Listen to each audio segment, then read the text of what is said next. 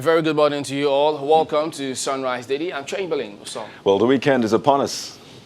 A lot of people have been going through weekends anyway, but I'm Kayode Okikiola. Well, it's Good Friday. Yeah. I'm Ayo Makinde. Welcome. It'll always be good. We just hope that it will play out as good and promising as it is. But you know, yes, indeed, the NCDC, they have confirmed 14 new cases of COVID-19 in Nigeria. Of the new cases, 13 are in Lagos, wow, and 1 in Delta. That brings the total number of confirmed cases to 288 and the states affected in the country to 16. That's as well as the FCT. Yeah, let's show you a breakdown of the cases in each of the states. And you see Lagos with 158 cases, FCT, Abuja, of course, with 54. And yet again, Lagos has more cases than all the other states and the FCT put together. Just let that sing in. Osun with 20. But let me skip to Bauchi State. You see, Bauchi has 6. Just yesterday, Bauchi had 8. Up until the NCDC announced and said, well, we made a mistake.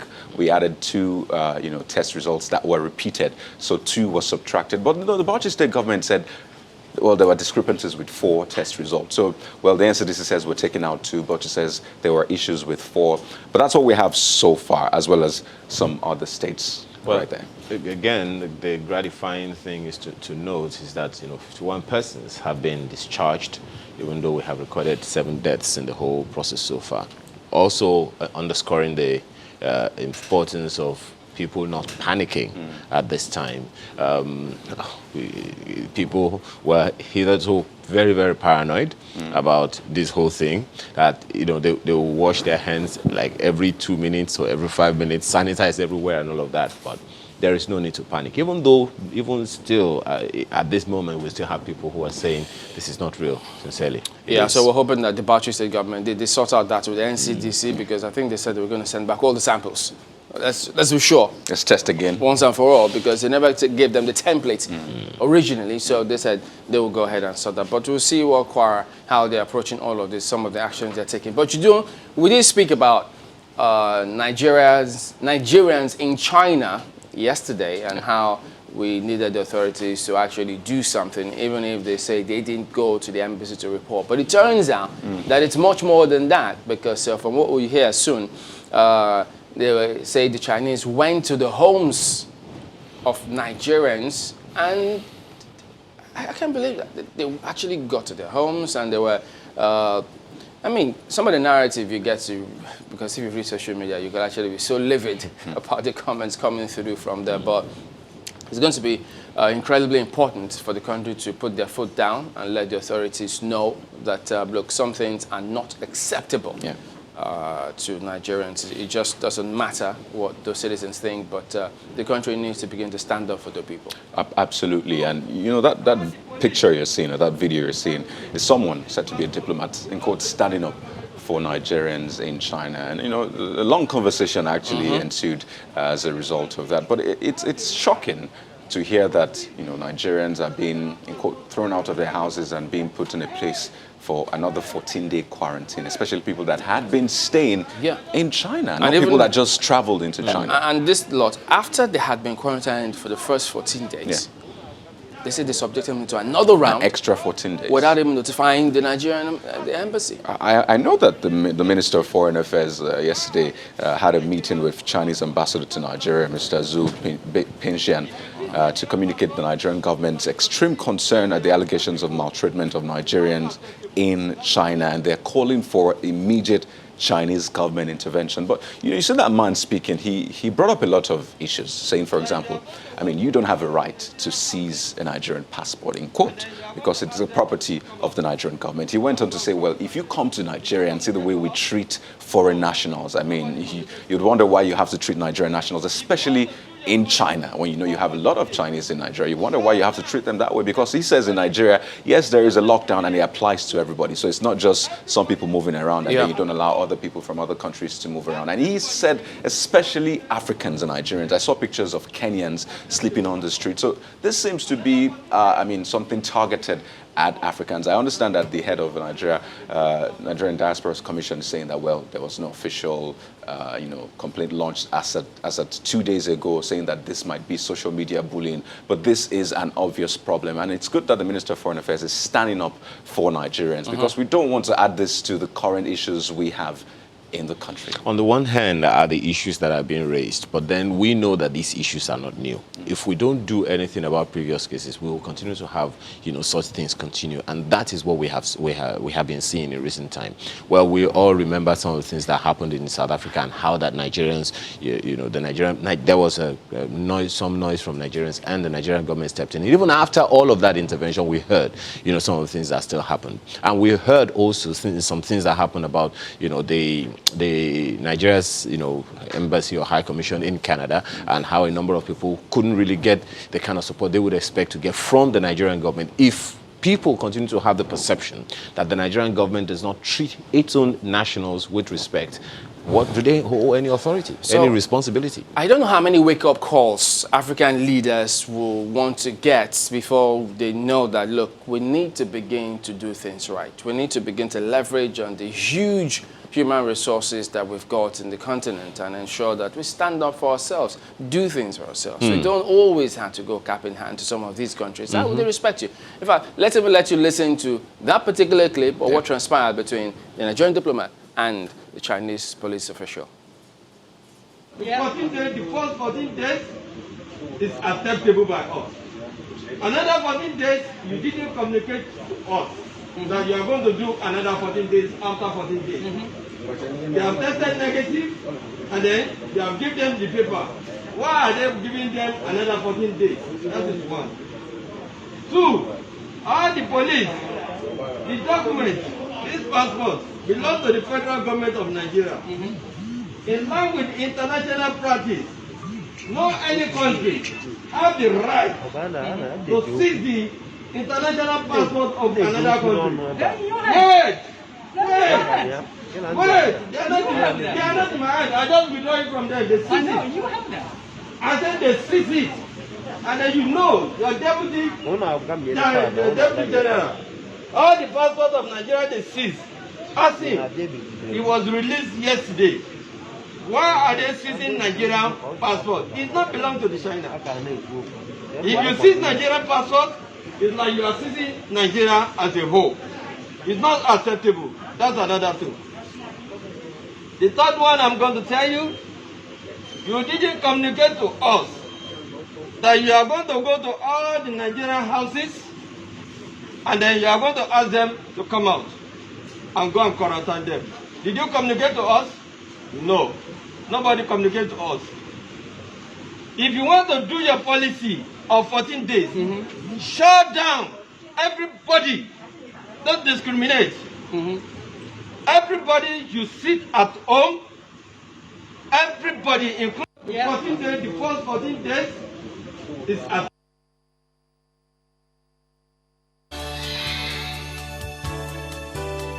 coming through from there. How do you go to people's homes and then you get them out and quarantine them? This is definitely an international embarrassment, if we can use that language. The foreign minister has intervened. We're waiting for results. Who's the head of African Union, by the way? Don't they? Yes. Nigeria's foreign. I mean, Africa is fine, but Nigeria's fine. Foreign minister of Foreign Affairs has intervened. I've only heard that the minister conveyed Nigeria's serious or extreme concern. No, he said the concern. This is extreme. So you expect that yes. this I mean, we should allow this. But don't forget that we started hearing reports very early in the week, days ago. I mean, it didn't have to get to this point. Exactly what I mean, the moment that video appeared on social media, yes, we understand what social media can be, but we should have swung into action. Yeah, because look, it doesn't matter whether they went to the embassy or not. We have to defend our own people. And well done as they're doing that. But the messages that was coming through from Nigerian officials yesterday were, we appreciate the honesty of the SGF and the minister, but big but is, how could you not know that the state of our health is not that good? and then the PTF COVID-19 were in Lagos. How could you know? I think I remember the NCDC boss saying that he stepped aside to speak to some of those first responders, the healthcare officials who were there. So how in the world is it, okay, wasn't the minister there with them? How didn't they find out whether they had insurance or not? That shocked a lot of people. I mean, first hearing the SGF speak. And people were trying to give some explanation. Maybe he's saying, well, I know it was bad, but not as bad as this. But, you know, whichever way, the way it came out appeared that, you know what, wow, this is what we know. This is our reality. So how don't you know that? But, I mean, it begs a lot of questions, and I hope that we'll learn a lot from this. So next thing, they need to tell us what will they do moving forward. But we're inundated with some of your emails. Okay, we'll take some of them. Aminu Giwa, speaking about what transpired yesterday, says, please publish the names of the beneficiaries or at least submit these names to the National Assembly. Please go to the core north to see poor people that are in abject poverty. Are you ready for this, please? This is about the social investments, which we did discuss the yesterday. NSIPs. And this next mail is something that we got a lot. So it might just be one, but believe me, we got over 10, in fact, over 20 of this kind of mail. And it says, this one is from Sahid saying, when is the minister, oh, you know what, let me just take this one first. From Ogungbemi Tunde saying, if government can give you money, I think you should not be ashamed to tell the world or for your name to be published. This talk about not wanting to publish beneficiaries leaves much to be desired. Like something is wrong somewhere. Well, it's a very long conversation. If you heard some other, information from that same social media, there's a Sahid asking a simple question, perhaps not even concerned about the conversation. When is the minister paying our March stipend? Please help us to beg the Minister of Humanitarian Affairs to pay our March stipend. Well, you don't need to beg. It's essential. There's things that they have to do when they should do them. Then this one says, how did they gather the biodata to process the disbursements? Because we only heard about it, no physical contact with any official. We'll hope to ask one of the officials later today. And this one from Jos, Isaiah Cletus, says, I have backlog of 7 months stipends not paid to me since 2018. Wow. Oh, and he gave a breakdown from April 2018 to October 2018 under N-Tax. Now, N-Tax is also another program. There you go. Ike says, the manner of the disbursement is shrouded in secrecy. There is no way you can give out funds without anybody knowing or seeing beneficiaries. Let them give us figures and demographic info. This can be done without revealing names of beneficiaries. Okay, this next one should be from Oluwakem. He says, I've not seen one single person that received the 20,000 naira the federal government said it is given to the poorest of the poor in my locality. Well, she says thanks. That right there. And Kenneth Wilcox, I am from Peterside community in Bonny, local government area of River State, with loads of vulnerable people, widows, etc. Not a single intervention. Why not coordinate the program with traditional rulers who are in position to identify the vulnerable? Which is one of the things that Mrs. Ways mentioned yesterday, that they interfaced with traditional rulers. Wale Oladiran says, my question is about using local government staff to advise them in collating the list of poorest of the poor, knowing fully well that they all belong to one political party. Won't the process be one-sided? Thank you. Well, Sunday says, when was a credible census conducted in Nigeria, enabling the concerned agency to pick out the actual targeted beneficiaries? More questions, I mean. And then, well, we'll take some more mails much later, but it's interesting. Yes, we hear that a lot of people say they don't know beneficiaries, but the fact that some people are saying they've not been paid for March. Perhaps that also says. Yeah, they've probably been paid before, so much questions, but we'll get the answers to that. All right, so let's take a look at what the dailies are saying today. We'll start with Vanguard newspaper. COVID-19, our challenges treating patients. This is ascribed to health workers. Bemoan plight, shortage of personal protective equipment, gloves, sanitizers are luxuries here, says FMC Owerri staff. is strenuous, treating patients, watching out for yourself. We have life insurance for workers at Luth, says CMD. So there you go. All of that story making the rounds on the front page today.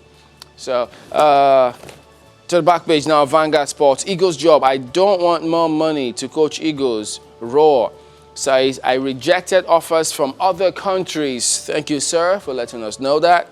And then FIFA ranking, Super Eagles remain static. Well, everybody needs to deal with COVID now, don't we? Then EPL clubs to get prize money to ease financial woes. Okay, good one from Didi here because Leicester City's MVP of 2019-2020 season. So that's Vanguard today. Let's take a look at the Guardian newspaper. Big story. Buhari courts history, pardons Ambrose Ali and our others. Frees 2,600 prisoners over COVID-19. Talk about a presidential pardon. And you see the two pictures there shows Ambrose Ali and Anthony Enahoro. And, the part about the president courting history, it's not the first time. He's done this with, June 12th, Democracy Day, MKO Abiola. So, it goes to show that the president also perhaps is in touch with what has happened in Nigeria's past. So, commendable, definitely. You see, presidency, National Assembly face-off over SIP gets messier. Yes, it is, according to The Guardian, getting messier. But at the end of the day, there are people who really need this thing. So while it might be getting messier up there, the people down there, in quote, don't need it to get messier. As lawmakers call for inclusive reform, dangerous, regrettable. Oasis remarks, unfortunate, baseless, says National Assembly. You're still getting response to that one. Starts on the front page, continues on page 6. She was on the program yesterday, shedding some more light. You can find a copy of that on our YouTube page, by the way. Right on top of the big story, Lagos Mall's review of 2020 budget over coronavirus. It's on page 3. And Plaza confirms 66 suspected COVID-19 cases. NYC donates sanitizers, others. But you see, the tricky part is suspected. So yes, confirms, but they're still suspected COVID-19 cases in Plateau State. But see this one, it is Good Friday, but lockdown continues in Lagos. But it doesn't change the fact that it is Good Friday. And Boris Johnson out of intensive care. Let's go back to the back page and see what's making sports news. COVID-19 may force NFF to adopt pay cut for Raw and Eagles. You see football players and their managers taking pay cuts across the world. It seems Super Eagles is not exempted as coach accepts new contracts. So yeah, you see a picture of the Super Eagles. I'm sure a lot of Nigerians are itching to see them back on the pitch playing that football they know how to do best. But we'll wait this out. We'll have to waive that lockdown very, very soon for that to happen. Nigerian Tribune is next and leads with Easter. FG's social restriction order still in force. SGF IGP. This came, I guess, in the wake of news making the rounds yesterday that the movement has been lifted for 2 days. But anyway, that's it. Lagos says restriction on movement not lifted. Discharges 7 patients. Abia, Imo, Ebonyi, Kogi, Rivers, Ondo suspend ban on religious activities. And Kwara declares total lockdown in 16 local government areas. That story is on page 4 of the paper this morning. COVID-19, Lagos plans to reorder 2020 budget. That story is on page 30. And a number of other stories there. You find this one. COVID-19 pandemic has cost the world $8 trillion. That's according to the IMF. To push Africa into first recession in 25 years. Find that story on page 25. And then there's this one that many people are also interested in. Discos give conditions for 2 months free electricity supply. What happened to we align, we are ready? Align on condition. That's what he said. Align on condition. We look forward to it. Yeah, we are looking forward to it. I don't know if the condition might be, let me guess, somebody must pay for it. Absolutely. Absolutely. Says, No I free guess lunch. that's been answered in the rider. Says FG, NAS to bear costs. I Boom. told you. There you go. The back page talks about sports. I had discussion with Yobo. That's according to Raw. You find out what they talked about on the back page of the Nigerian Tribune. Boxers will always be paid higher than MMA fighters. That's according to Tyson. And I could have signed for Man U, says Man. You find that on the back page of the Nigerian Tribune. Oh, really? Mane could have gone to Man U? Yeah, Wow. but turned it down. Definitely. Yeah.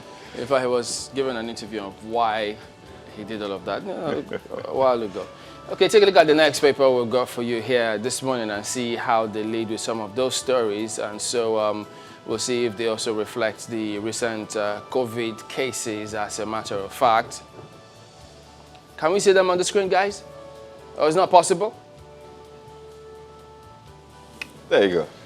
Leadership Friday. 13 Nigerians die of coronavirus in US, UK. FGE to rescue stranded Nigerians in neighboring countries. That's it, we're in Africa. Okay, says Chinese medical supplies will undergo NAFDAC tests. Right. That's good. We'll have no selfish interest coming to Nigeria, China. Of course, what do you expect anybody to say about that? That's what the rhetoric will always be. 7 companies get approval to produce test kits. Well, that'll be 7 Nigerian companies, I guess. I hope so. Okay. Lagos discharges 7 more patients. Dangote doles out, what, is that 2 billion naira? Yeah. Assures of victory against COVID-19. And then IBB family donates isolation center kits to Niger government. Donations must be in one amount. One account. Niger. Interesting. No, that's Niger, actually. Niger. Can't be Niger. Niger? What for? Nigerians will be like, whoa, we need this. But it's Niger, definitely. Yeah, donations must be in one account. NAS tells Presidential Task Force. And guys, there's this conversation making rounds about that group having a meeting and then saying, look, committee or whichever agency, give us the name and the amount, which project you want to do. We will execute the project. So if some agencies are saying, give us the money, so the donors are saying, no, we won't give you the money. Absolutely. We will execute the project at whatever cost, insofar as it's within the donations and the budget. I recall what the NNPC GMD said to us when we had that. That was his. That's for the all sector. Yeah. So remember the other people who donated. Even for the, you remember also the conversation we had with the national coordinator of the PTF. The PTF. Yeah. He also said most of that they hadn't got any cash donation, that they were donating in kind. You know, so. Okay. So there you go. They got several others. FG free 2,600 inmates. Pardons Enahoro, Ambrose Ali. And then look at this one. FG to pay for free electricity. Yeah, I mean, that's what the Nigerian Tribune said on the front. I really hope that. So why won't they align the discos? They said, I mean, there was even a release by one of the discos in Lagos yesterday that, look, we have aligned. We think it's a fantastic idea. However, we're still in talks. So it begs the question. So what are the discos sacrificing at this time? Because you see companies doing their bit, saying, well, we donate, even if it's pasta. I mean, it's a great donation. So the question is, what are discos in quote donating at this time? In the manner of social. Yeah, I mean social investment. Yeah. Then we should talk about the Gencos who produce and the Trancos who transport. Honestly, this is a time for sacrifice for everyone. So I wish to see that show across board. So apparently they only aligned because somebody was bearing the cost. So much for the alignment. Oh, yeah. Let's just show you this one more time. We showed you yesterday, but the Abuja Inquirer, our FCTA abandoned 4.2 billion naira, 220-bed Utako General Hospital. Not really shocking. Abandoned. So there you go. That is it. We'll look at some of the dailies here today. Well, back in a moment. Stay with us.